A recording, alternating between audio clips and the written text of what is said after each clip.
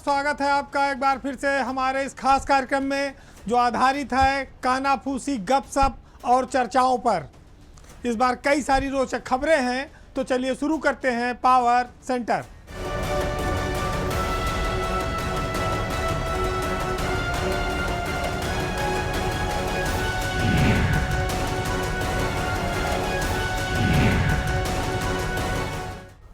माखन चोर नंद किशोर मनमोहन घनश्याम रे, कितने तेरे रूप रे कितने तेरे नाम रे।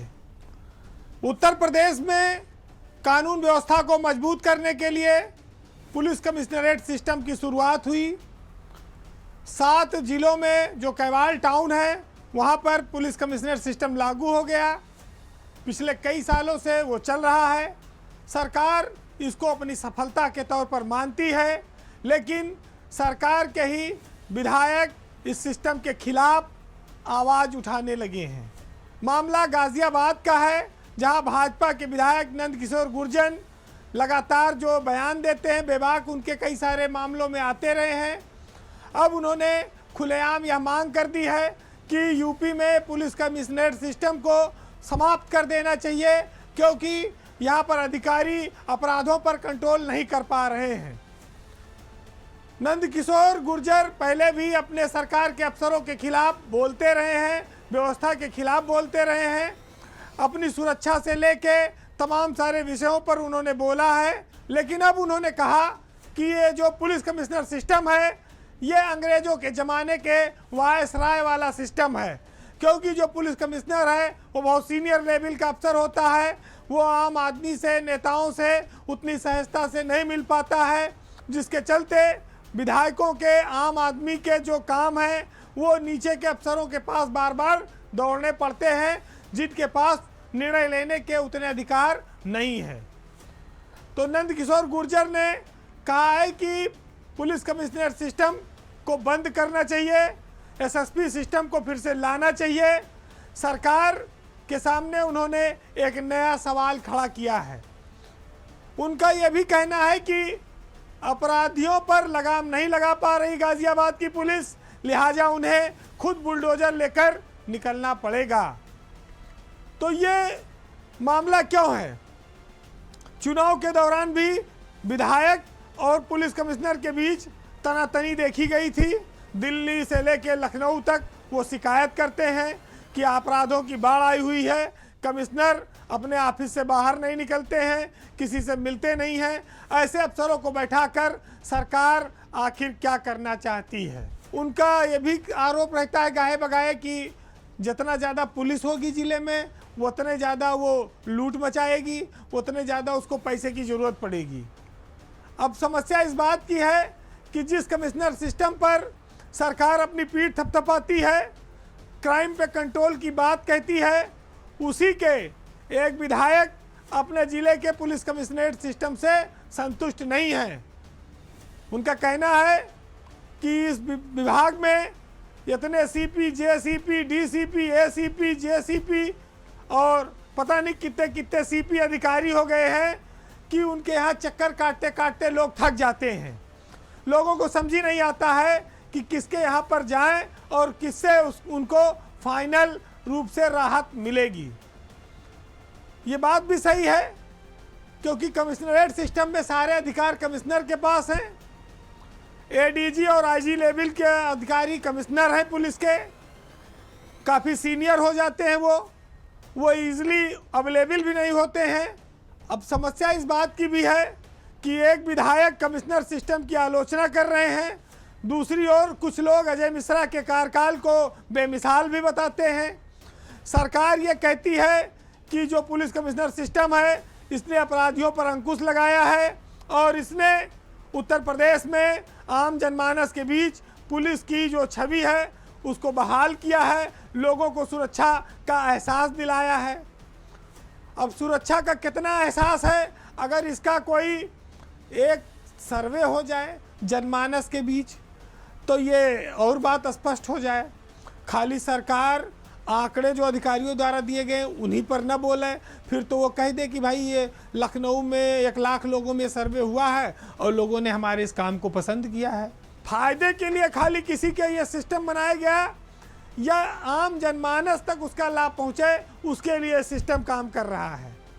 इस पर बहुत गंभीरता से विचार करना होगा, क्योंकि वक्त आ गया है कि इन कमिश्नरेट सिस्टम की भी समीक्षा होनी चाहिए। और इनकी समीक्षा में सबसे बड़ी समस्या ये है, या तो मुख्यमंत्री करें या तो डीजीपी करें। उसके अलावा न रेंज के आईजी कर सकता है, न एडीजी जोन कर सकता है।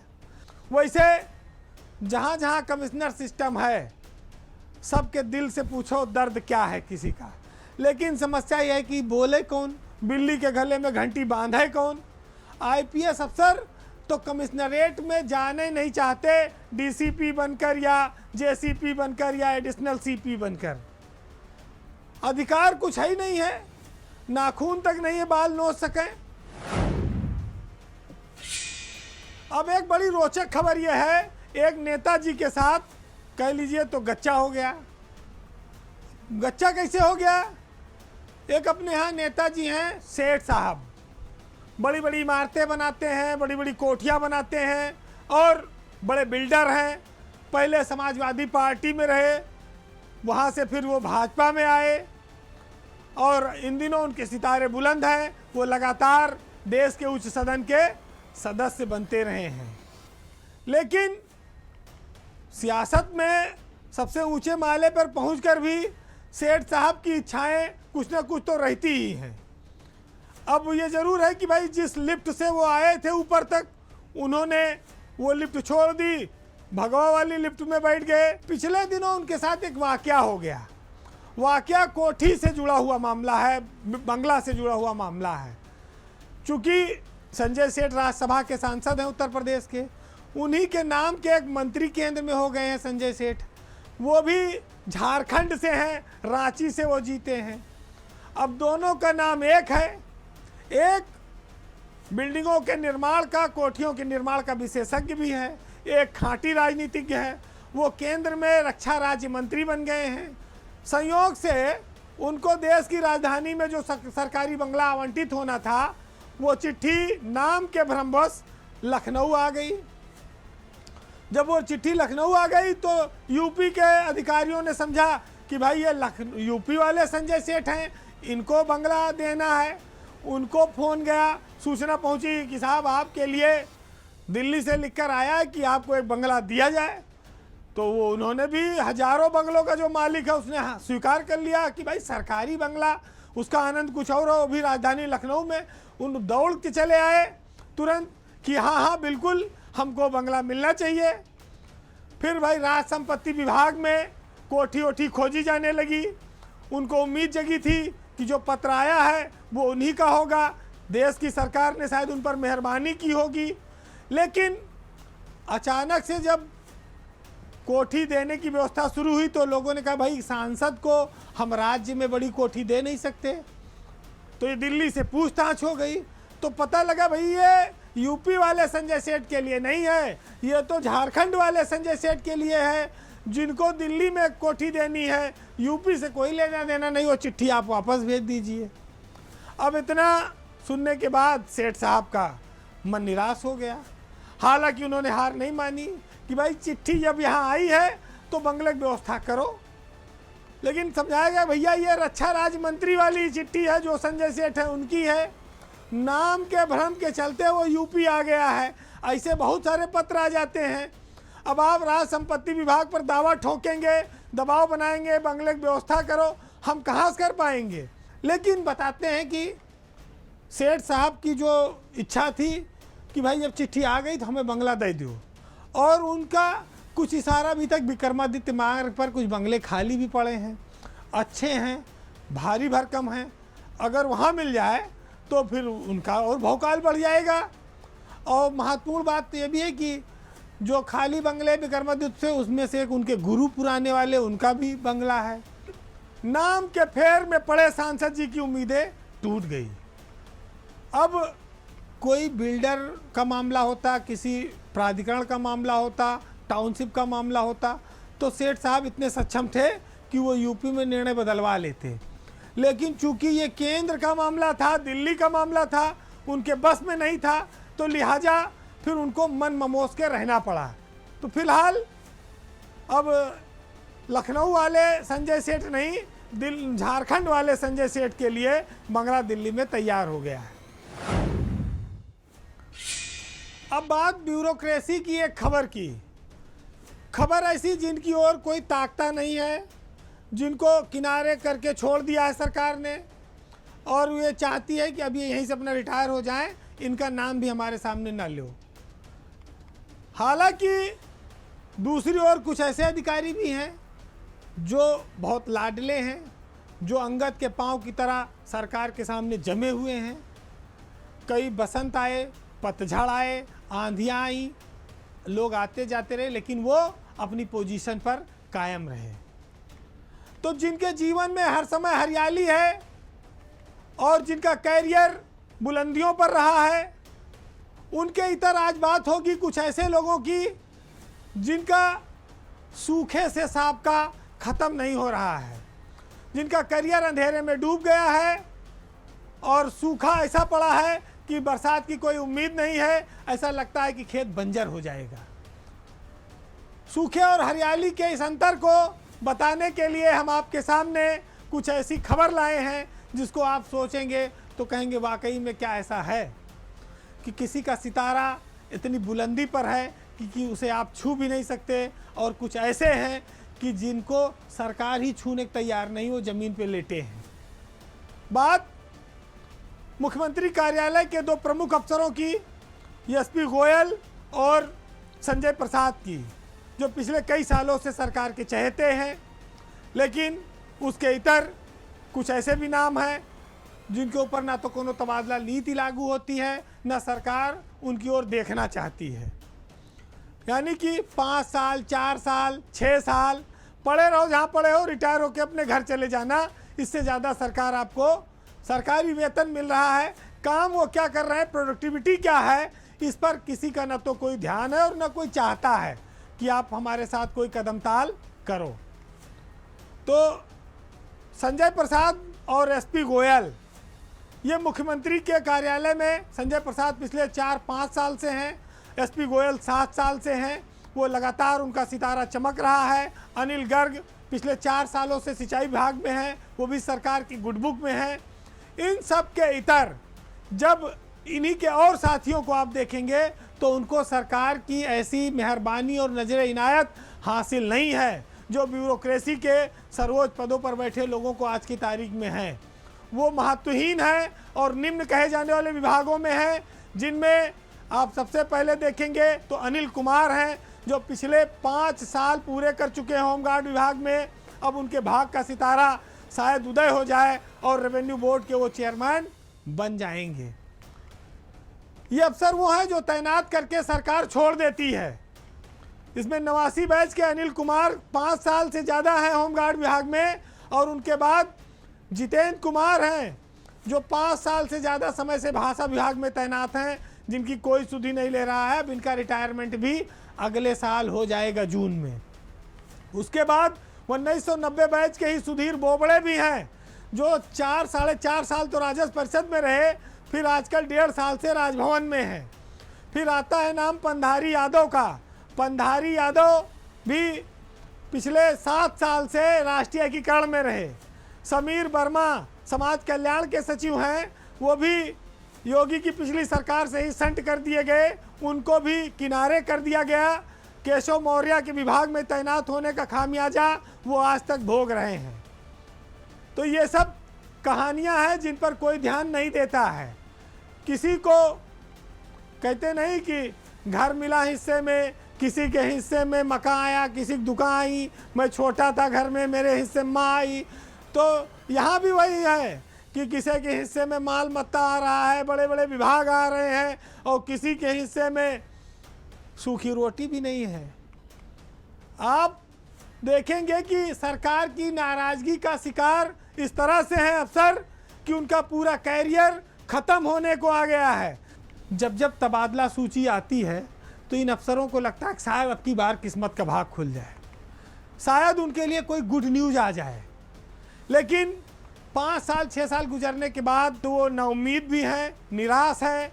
उनका कैरियर शायद ही कभी अब पटरी पर लौटेगा, और यही वजह है कि ऐसे ही मौक़ों पर आकर अफसर ये बात सोचने लगते हैं कि वो भेदभाव का शिकार हो रहे हैं, और अगर ये भावना उनके मन में घर कर जाएगी तो जीवन का उत्साह, नौकरी का उत्साह, जनसेवा का जो जिम्मेदारी थी वो सब समाप्त हो जाती है। सरकार कहते हैं सबके लिए होती है, लेकिन ब्यूरोक्रेसी में ऐसी किस्मत सबकी नहीं है, और कुछ लोग ऐसे हैं कि जिनको लगातार इनाम पे इनाम मिलता है, कुछ लोग ऐसे हैं जिनको कोई देखना तक पसंद नहीं कर रहा है। ये जो विरोधाभासी और दो तरह की स्थितियां हैं, ये दूरी बहुत लंबी है, ये गैप बहुत बड़ा होता जा रहा है। इसको पाटने की कोई पहल भी नहीं कर पा रहा है, क्योंकि जैसे नाम आता है तैसे गुर्राहट आ जाती है, तो लोग डर जाते हैं। तो ये बड़ी समस्या है कि आखिर नाम रखे सामने तो रखे कौन, और रखने के बाद फिर जो हश्र होगा उसको झेलेगा कौन। कुछ लोगों के लिए लोग चाहते हैं कि मुख्यधारा में लौटें, लेकिन उतनी हिम्मत नहीं जुटा पाते कि सरकार के सामने वो बात रख सकें। अब बात योगी सरकार के एक मंत्री की, जिन्होंने अपने विभाग में सारे नियम कानूनों को ताक पर रख दिया है। मंत्री सबसे पहले गांधी जी से प्रेम करते हैं, उसके बाद फिर वो अपने सजातीय लोगों को ध्यान देते हैं, उनका सम्मान बढ़ाते हैं। बाकी लोग चाहे भाड़ में जाएं और चाहे जैसे जीवन जिए, उनका ज़्यादा ध्यान इस ओर नहीं है। बात लघु उद्योग विभाग की है, जहाँ के मंत्री हैं राकेश सचान।